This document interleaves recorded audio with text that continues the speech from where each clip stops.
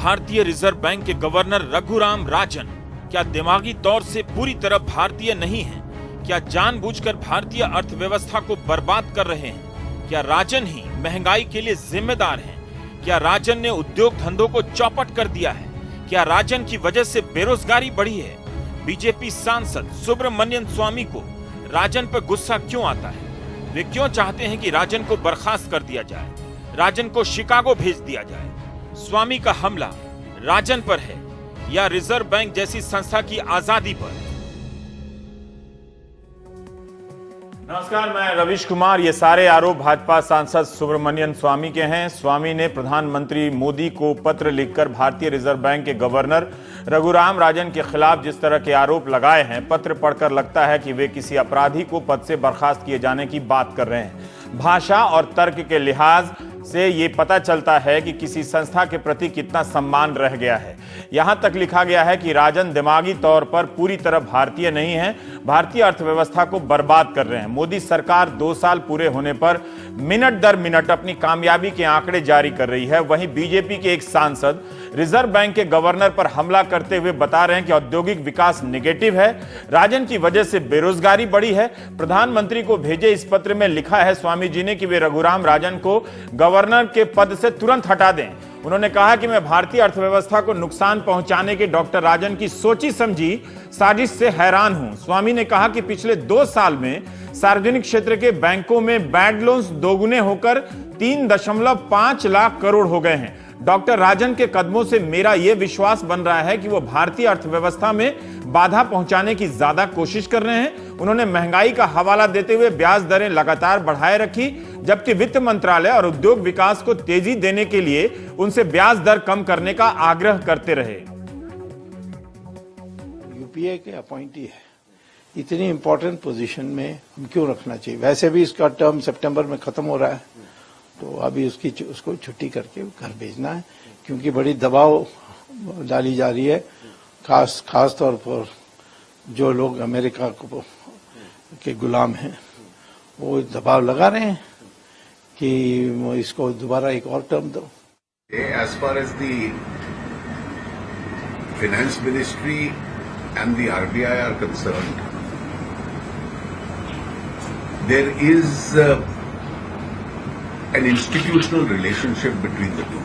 I don't think about this relationship that you mentioned, what appears in the media,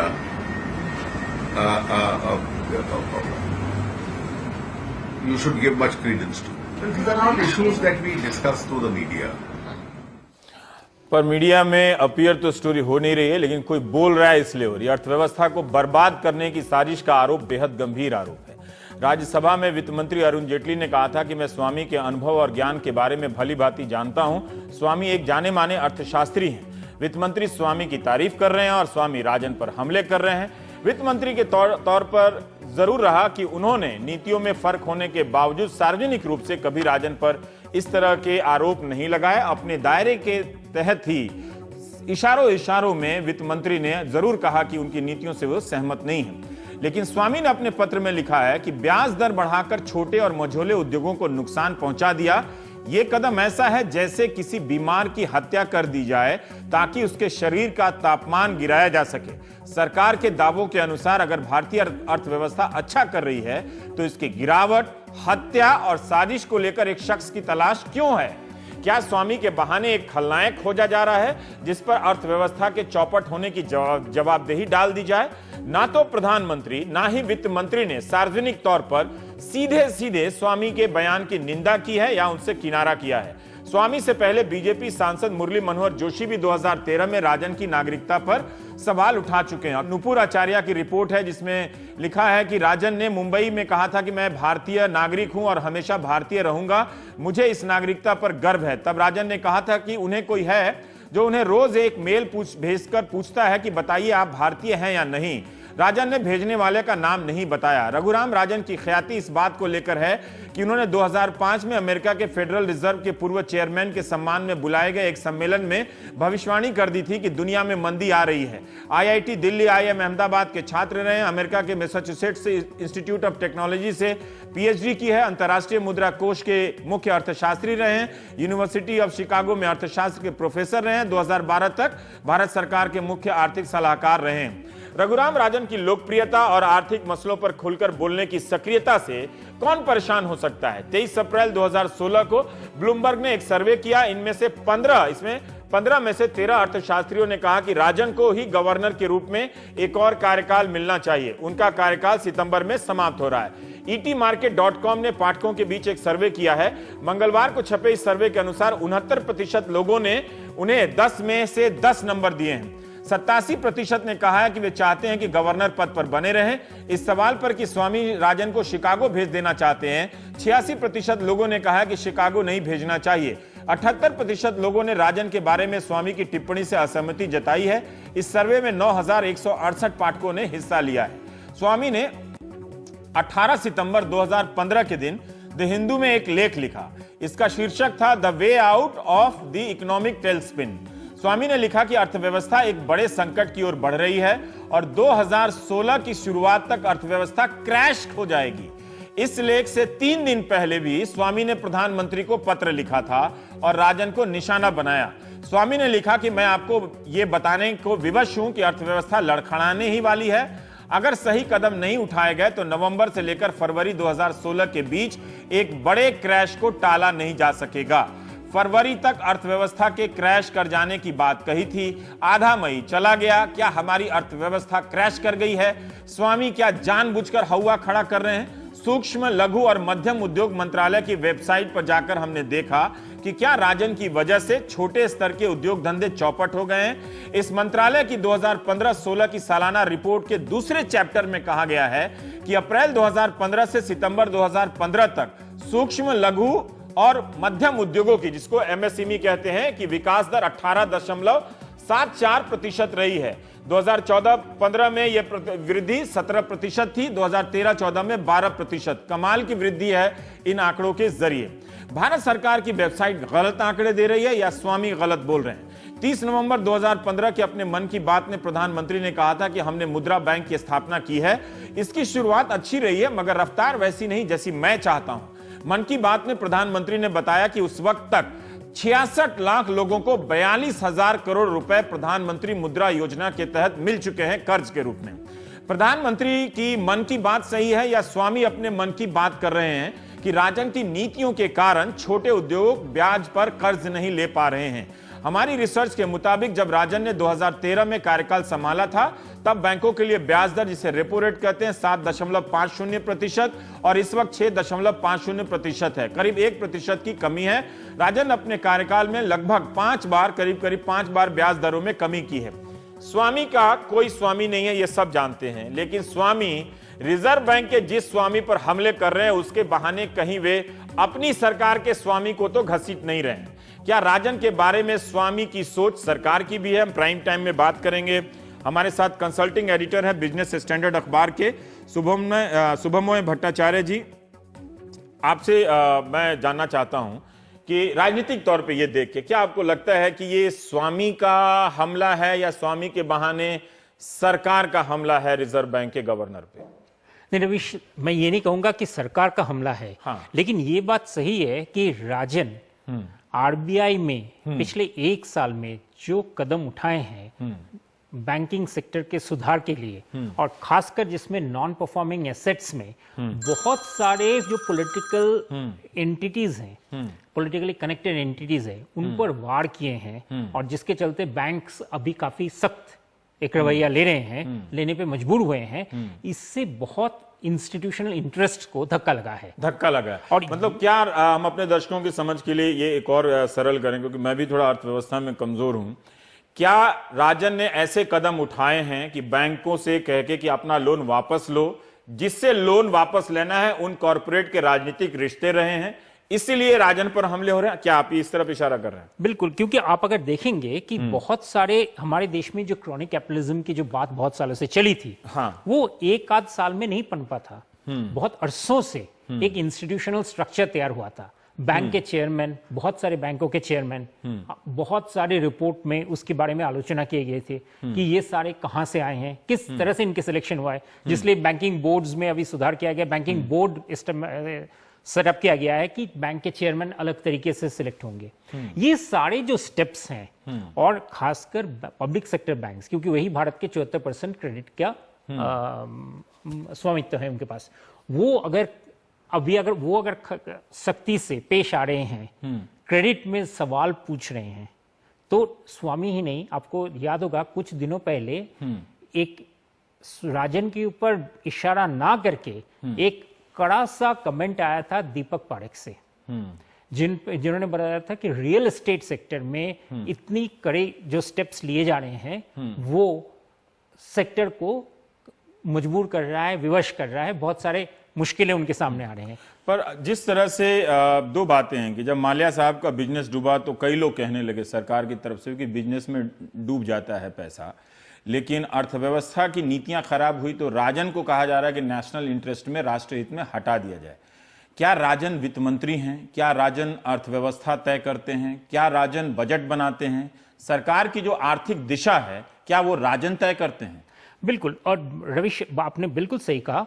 और सरकार, लेकिन मैं ये भी करते हैं या नहीं करते हैं, हम दर्शकों की समझ के लिए जानना चाहते हैं। बिल्कुल, देखिए सरकार जो आर्थिक व्यवस्था है उसका दो पहलू है। एक है कर व्यवस्था, फिस्कल पॉलिसी, जो वित्त मंत्री सेट करते हैं। दूसरा होता है मॉनेटरी पॉलिसी, इसको आरबीआई सेट करता है, और दोनों के तालमेल से ही अर्थव्यवस्था का बेसिस चलता है। तो मैं ये नहीं कहूंगा कि सरकार सेट करते हैं या आरबीआई सेट करते हैं, दोनों मिलके ही सेट करते हैं। और दोनों में जैसे अभी फाइनेंस मिनिस्टर का जो टिप्पणी आया था कि हम दोनों एडजस्ट, एक दूसरे से बात करते हैं, कभी कभी डिफरेंस ऑफ ओपिनियन जरूर होता है। तो राजन अगर अच्छा रहा तो राजन के ऊपर भी उसका क्रेडिट आएगा। साथ में अगर अर्थव्यवस्था में अगर कभी कमजोरी आई तो निश्चित ही देखना पड़ेगा कि आरबीआई की वजह से आया है या कर व्यवस्था गवर्नमेंट के स्टेप्स की वजह से आया है। पर हमारे वित्त मंत्री और प्रधानमंत्री या सरकार, इन सब का टोन अर्थव्यवस्था को लेकर यह है कि हम सबसे अच्छी अर्थव्यवस्था में, सबसे तेज गति से बढ़ने वाली अर्थव्यवस्था हैं। इनके टोन से यह नहीं पता चलता कि हम कोई संकट में हैं या राजन ने हमारे हाथ पांव बांध दिए हैं। स्वामी क्यों कह रहे हैं? बिल्कुल, और अगर आप देखेंगे कि राजन के आने के बाद से जो उन्होंने सबसे बड़ा एक जिसे कहते हैं स्टेप लिया था, वो था कि मैं मुद्रास्फीति का जो दौर है उसको मैं कंट्रोल करूंगा, 6% तक मैं उसको कंज्यूमर इन्फ्लेशन को मैं ले आऊंगा। और उस रास्ते में चलते हुए हर साल के हर 4 महीने बाद उनका एक एनालिसिस होता है उनके मॉनेटरी पॉलिसी के थ्रू से, और वो बिल्कुल ही उसके पास में इकोनॉमी को लाने हैं। तो ये बहुत बड़ा सुधार का कदम राजन ने उठाए हैं। तो इसलिए ये जरूर ही आपको लगता है कि राजन जैसा व्यक्ति साजिश कर सकता है कि भारतीय अर्थव्यवस्था डूब जाए, और वो दिमागी तौर से भारतीय नहीं है, पढ़े लिखे तो यहीं के हैं, सारे चीज हैं, पैदाइश भी यहीं की होगी, मैं इतना पीछे नहीं जानता। और भारतीय अर्थव्यवस्था में भारतीय के जितने सारे अर्थशास्त्री हैं, इंक्लूडिंग डॉक्टर सुब्रमण्यम स्वामी, सबकी पढ़ाई लिखाई के जो एक मेन अंश है वो बाहर में ही हुआ है। अभी के राजन ही क्यों, डॉक्टर सुब्बाराव उसके पहले डॉक्टर वाई वी रेड्डी या सुब्रमण्यम स्वामी खुद, जिनके बहुत बड़ा एक बहुत बड़ा एनालिसिस रहा है प्राइसिंग के ऊपर, डॉक्टर सैमुअल्सन, प्रोफेसर सैमुअल्सन के साथ मिलके, और वही एमआईटी में जहां पे राजन ने पढ़ाई किए हैं। तो भारत मेंटेलिटी अगर उस तरह से अगर देखा जाए तो भारत के सारे अर्थशास्त्री इंक्लूडिंग डॉक्टर अरविंद सुब्रमण्यम सभी वहीं से आते हैं। सबकी वही मेंटेलिटी कोई भी अमेरिका वाली। एक भी ऐसे नहीं मिलेंगे आपको जो वहां से नहीं आए हैं। लेकिन वो कह रहे थे अमेरिका के गुलाम है, तो कई बार ऐसा लग रहा था कोई कम्युनिस्ट नेता तो नहीं बोल रहा, लेकिन पता चला कि नहीं, मैंने ध्यान से देखा कि स्वामी जी ही बोल रहे हैं।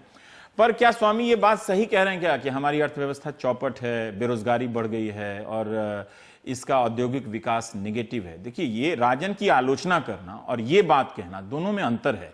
अगर आप किसी भी संदर्भ में कहें कि औद्योगिक विकास नेगेटिव है, तो इसका मतलब है कि आप अपने सरकार को भी क्वेश्चन कर रहे हैं।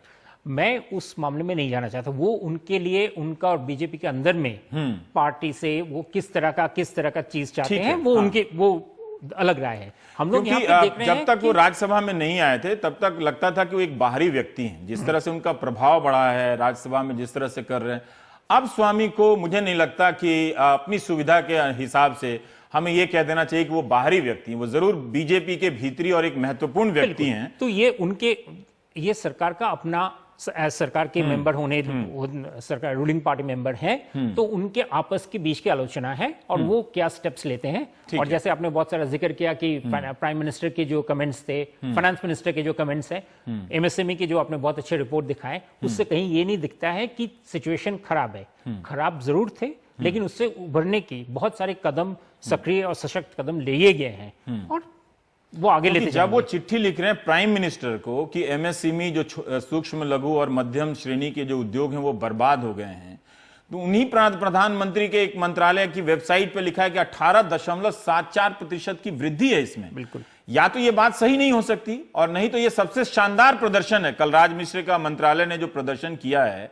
और अगर हम इस पे विश्वास करें, मेरे पास चुनौती देने की काबिलियत नहीं है, लेकिन फिर भी जो है या तो उसको क्या स्वामी उसको रिजेक्ट कर रहे हैं क्या? और जो एमएसएमई मिनिस्ट्री के जो यूनिट्स आते हैं, उन यूनिट्स पे एक बहुत बड़ा असर होता है इंटरेस्ट रेट का, किस तरह का रुख है।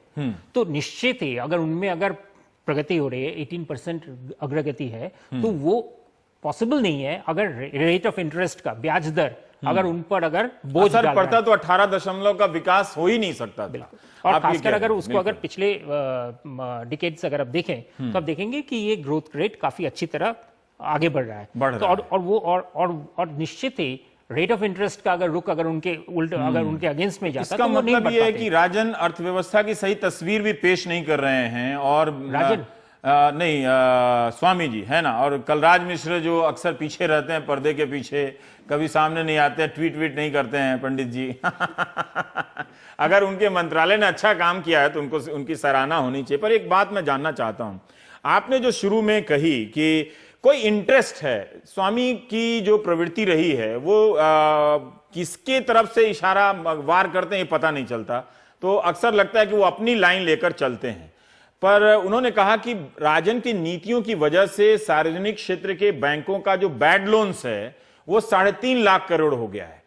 अक्सर हम जानते थे कि कॉरपोरेट नहीं चुका रहे हैं, गलत नीतियां सरकार और कॉरपोरेट के मिलने से पब्लिक सेक्टर बैंक पर बोझ पड़ रहा है। ये नई समझ का आधार क्या है कि रिजर्व बैंक के गवर्नर के कारण 3.5 लाख करोड़ का बैड लोन्स है? और अगर आप देखें तो बिल्कुल कि ये जो बैड लोन्स का जो पीकिंग है, हाँ, ये होना शुरू हुआ था 2011-12 में, 2011 जब हमने एक फिस्कल स्टिमुलस का एक दौर चलाया था। और उसके लिए अगर किसी को अगर जिम्मेदार ठहराया जाए तो वो जिम्मेदारी मैं कहूंगा उस वक्त के जो वित्त मंत्री थे, जो अभी भारत के राष्ट्रपति हैं, उनके ऊपर, प्रणब मुखर्जी, उनके ऊपर काफी आता है कि उन्होंने बैंक, पब्लिक सेक्टर बैंक को एक दिशा निर्देश दिए थे, फाइनेंस मिनिस्टर होते, कि आप आगे चलकर इंफ्रास्ट्रक्चर सेक्टर में आप बखूबी लोन दीजिए। और जो डेवलपमेंट फाइनेंशियल इंस्टीट्यूशन उस वक्त तक बंद हो गए थे, उनका जो वो गैप को आप कवर कीजिए। तो पब्लिक सेक्टर बैंक्स की बहुत सारे लोन्स की जो खराब होने की जो प्रक्रिया वो तब से शुरू हुआ, क्योंकि वो इतना रिलैक्स्ड तरीके से लोन लेना शुरू किए। जिम्मेदार नहीं है। पर एक बात मैं और जानना चाहता हूं कि आपने कहा कि चूंकि राजन ने ऐसी सख्ती कर दी है कि बैंक को मजबूर होकर अपने कर्ज को वापस लेने के लिए कुछ करना पड़ रहा है, जैसे विजय माल्या को भागना पड़ा, बैंकों की वजह से भागना पड़ा ना, कि वो 9,000 करोड़ वसूलना चाहते थे। तो क्या कॉर्पोरेट में खलबली है क्या राजन की वजह से? पर मैं देख रहा हूं कि उद्योगपति और कॉर्पोरेट के भी लोग राजन का समर्थन करते हैं। दो तरीके से हैं। एक तो जो चाहते हैं कि देश की अग्रगति हो और समझते हैं कि एक्चुअली उससे अपना बिजनेस को भी बढ़ावा मिलेगा, वो निश्चित ही इन स्टेप्स को सराहेंगे कि बिटर मेडिसिन के तौर से चलना है देश को, लेकिन आगे चलकर वो फायदा ही रहेगा। लेकिन जो लोग एक जिसे कहते हैं वही क्रॉनिक कैपिटलिज्म वाला चीज है कि जो लोग लोन लिए थे सॉफ्ट बैंक के होने की वजह से, लाइसेंस लिए थे उस जमाने में, जिस जमाने में लाइसेंस ऑक्शन नहीं होता था, लाइसेंस दिया जाता था अपने फ्रेंडशिप से, किसी को जानने से, किसी की वजह से। अब उनके लिए तो मुश्किल है कि वो आप लोन कैसे चुकाएंगे। तो निश्चित ही उस सेक्शन के लिए कॉर्पोरेट सेक्टर बेचैनी है, बेचैनी। बहुत बहुत शुक्रिया शुभमय भट्टाचार्य साहब हमारे दर्शकों को जानकारी देने के लिए।